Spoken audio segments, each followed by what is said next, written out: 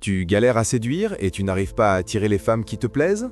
Comment devenir un mâle dominant de John Alexander t'aide à changer ton état d'esprit pour devenir naturellement plus sûr de toi et magnétique aux yeux des femmes.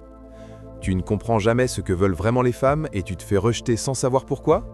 Ce livre te dévoile les mécanismes d'attraction et t'apprend à lire les signaux pour que chaque interaction devienne claire et efficace. Tu en as marre de toujours chercher l'approbation des autres et de te sentir invisible? Découvre Comment devenir un mâle dominant de John Alexander et transforme ton état d'esprit pour que tes actions comptent vraiment. Tu te perds dans des techniques compliquées qui ne fonctionnent jamais pour toi? John Alexander simplifie tout. Des principes clairs, faciles à appliquer, centrés sur toi, pour devenir directement plus sûr et plus attractif. Salut et bienvenue sur Livres Sacrés, la chaîne qui décortique le meilleur livre de sagesse, de motivation, de développement personnel et de réussite financière. Merci de nous soutenir en laissant un like et en vous abonnant pour apprendre plus rapidement, progresser chaque jour et transformer votre vie. Découvrons maintenant 5 enseignements clés tirés de Comment devenir un mâle dominant de John Alexander.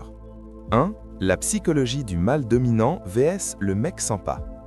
Dans cette opposition, John Alexander ne se contente pas de décrire deux comportements différents. Il met en lumière deux états d'esprit profondément opposés qui déterminent la manière dont un homme se perçoit lui-même et, par extension, la manière dont il est perçu par les femmes. Le mec sympa, ou mâle dominé, est caractérisé par une dépendance constante à l'approbation extérieure. Son attitude est guidée par un besoin de validation. Il cherche à plaire, à être accepté, à éviter tout rejet. Cette posture le pousse à multiplier les attentions, les gestes généreux, les dépenses, dans l'espoir implicite d'obtenir en retour de l'intérêt, voire une relation sexuelle. Mais derrière ces actions se cache une croyance centrale, celle de ne pas être suffisant en lui-même. Il agit comme s'il devait compenser un manque, comme s'il devait prouver sa valeur en donnant davantage. Ce comportement, loin de renforcer son attractivité, envoie un message inverse. Il suggère qu'il se place en position inférieure, qu'il cherche à mériter l'attention féminine plutôt qu'à la susciter naturellement. En conséquence, il devient prévisible, peu stimulant et souvent perçu comme quelqu'un qui quémande plus qu'il ne choisit. Son besoin d'approbation le rend dépendant et cette dépendance affaiblit son impact. A l'inverse, le mâle dominant repose sur une logique intérieure totalement différente. Il ne cherche pas à obtenir de la valeur à travers les femmes, car il considère déjà en posséder. Son attitude découle d'une estime de soi solide, indépendante du regard extérieur. Il ne se positionne pas comme quelqu'un qui doit convaincre, mais comme quelqu'un qui sélectionne. Cette posture transforme radicalement la dynamique. Au lieu de poursuivre, il attire. Au lieu de demander, il observe et évalue. Il ne ressent pas le besoin de surcompenser par des cadeaux ou des efforts excessifs, car il ne perçoit pas la relation comme une transaction. Son attitude reflète une certitude intérieure, il est digne d'intérêt sans avoir à le prouver constamment. Cette différence de perception de soi influence chaque interaction. Là où le mâle dominé agit par peur de perdre une opportunité, le mâle dominant agit sans attachement excessif au résultat. Il n'est pas dans le manque, mais dans l'abondance. Cela lui permet de rester détaché, de ne pas se surinvestir trop vite et de ne pas chercher à contrôler ou à forcer l'intérêt. Cette absence de besoin apparent crée une forme de tension et d'attraction, car elle suggère une autonomie émotionnelle et une confiance naturelle. Ainsi, l'opposition entre ces deux archétypes ne repose pas simplement sur des actions visibles, mais sur une structure mentale. Le mec sympa tente d'obtenir de la valeur en donnant, tandis que le mâle dominant agit comme quelqu'un qui en possède déjà. Et c'est précisément cette perception interne, traduite dans l'attitude, le comportement et les choix, qui détermine la manière dont les femmes réagissent. 2. La compréhension de la psychologie féminine. Là, John développe une vision selon laquelle la psychologie féminine est traversée par une tension entre désir naturel et contrainte sociale, et que toute interaction avec une femme doit être comprise à travers ce décalage. Il affirme d'abord que, sur un plan fondamental et biologique, les femmes sont des êtres profondément sensibles. Leur désir ne serait pas moindre que celui des hommes et pourrait même, dans certaines situations, être plus intense. Cependant, ce désir ne s'exprime pas librement. Il est freiné par un conditionnement social puissant qui associe la sexualité féminine à des jugements négatifs. Les femmes sont ainsi amenées à intégrer, dans la partie logique de leur esprit, l'idée que manifester ouvertement leur désir est mal. Cette pression sociale crée une contradiction interne. D'un côté, une attirance naturelle pour le SE, et de l'autre, une peur constante d'être jugé, étiqueté ou dévalorisé. C'est cette dualité qui, selon l'auteur, rend leur comportement parfois difficile à interpréter si l'on se limite à leurs paroles. Il insiste sur le fait que ce que les femmes expriment consciemment ne reflète pas toujours leurs impulsions profondes. Leur discours est filtré par des normes sociales, alors que leurs réactions émotionnelles et leurs comportements révèlent davantage leurs véritables désirs. Dans ce contexte, le rôle de l'homme devient central. Puisque les femmes ne peuvent pas assumer ouvertement leurs désirs sans risque social, l'auteur considère que c'est à l'homme de prendre l'initiative et de guider l'interaction. Il ne s'agit pas simplement d'agir, mais de mener une progression implicite sans jamais rendre les intentions trop explicites.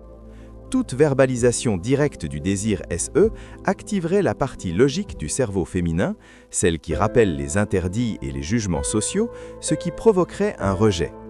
L'interaction doit donc rester dans le registre de l'émotion et de l'implicite. L'homme est censé créer une dynamique dans laquelle la femme peut suivre sans avoir à prendre de décisions conscientes ou à assumer ouvertement ses envies. L'objectif est de maintenir un cadre où les émotions prennent le dessus sur la logique, permettant ainsi au désir de s'exprimer sans déclencher les mécanismes de défense liés au conditionnement social. Dans cette logique, l'idée centrale est que la femme doit pouvoir interpréter la situation comme quelque chose qui s'est produit naturellement, sans qu'elle ait eu à l'initier ou à le formuler. Cela lui permet de préserver son image sociale tout en satisfaisant ses désirs. L'homme, en prenant les commandes de l'interaction, devient celui qui structure cette expérience et qui permet à cette tension entre désir et normes sociales de se résoudre sans conflit apparent. Ainsi, pour l'auteur, comprendre la psychologie féminine revient à reconnaître cette opposition entre pulsion et conditionnement et à adapter son comportement en conséquence. Éviter la logique explicite, privilégier l'émotion et assumer entièrement la direction de l'échange. 3. Le langage corporel et l'attitude. Ici, l'auteur met l'accent sur le fait que l'attirance ne repose pas principalement sur les mots, mais sur ce que le corps et l'attitude transmettent en permanence. Il insiste sur l'idée que la majorité de l'impact d'un homme provient de son image mentale et de sa communication non verbale, c'est-à-dire de tout ce qu'il exprime sans parler. Les mouvements et la posture constituent la base de cette communication silencieuse. Un homme perçu comme dominant ne se précipite pas, ne s'agite pas inutilement et ne cherche pas à occuper le moins d'espace possible. Au contraire, il adopte des gestes calmes, lents et maîtrisés. Sa manière de se tenir reflète une forme de contrôle et d'assurance. Il garde la tête haute, le regard stable, et son corps s'inscrit naturellement dans l'espace sans tension ni hésitation. Cette présence physique donne l'impression qu'il est à sa place, qu'il n'a rien à prouver et qu'il est parfaitement à l'aise dans son environnement. Le contact physique s'inscrit dans cette même logique. Il ne doit pas être forcé, ni calculé de manière évidente, mais apparaître comme une extension naturelle de l'aisance sociale. Lorsqu'il est utilisé avec fluidité, il renforce la perception de confiance et de normalité dans l'interaction. Il ne s'agit pas d'un geste exceptionnel, mais d'un élément intégré à la communication globale qui transmet le confort et l'absence de gêne. Ce type de contact, lorsqu'il est cohérent avec l'attitude générale, participe à créer une proximité sans avoir besoin de la verbaliser. Mais l'élément le plus déterminant reste le détachement. L'auteur le présente comme la capacité à ne pas dépendre du résultat de l'interaction. Un homme qui est prêt à partir à tout moment, sans frustration ni insistance, communique implicitement qu'il ne manque de rien et qu'il ne cherche pas à s'accrocher. Ce détachement n'est pas une indifférence froide, mais une absence de besoin. Il montre qu'il choisit d'être présent sans y être contraint. Cette posture crée une dynamique particulière. Elle introduit une forme de tension et de défi, car elle suggère que l'interaction n'est pas acquise. En n'étant pas dans la poursuite ou dans la demande, il inverse la logique habituelle. Il devient celui qui peut se retirer, ce qui renforce sa valeur perçue.